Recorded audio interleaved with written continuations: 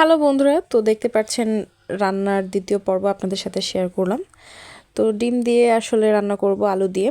তো এখানে আমি স্বাদ মতো লবণ দিয়ে দিয়েছি, আর আমি একটু চিনি ব্যবহার করি খাওয়াতে। আমার কাছে ভালো লাগে, জানি না কার কীরকম লাগে, আপনারা অবশ্যই ট্রাই করে জানাবেন। আমি এখানে আলু সিদ্ধ করে রাখা যেটা ছিল সেটা দিয়ে দিলাম। তো আমরা যেহেতু দুইজন মানুষ আর আমার বাবু, তাই বেশি একটা রান্না করার প্রয়োজন হয় না, তাই 6টা ডিম রান্না করলাম। আর আমার বাবু তেমন একটা ডিম খায় না আর কি। তো সে যাই হোক, দেখতে পাচ্ছেন আমি এখানে সুন্দর করে ডিমগুলো লাল লাল করে ভেজে নিয়েছি, আর একটু পানি দিয়ে দিয়েছি।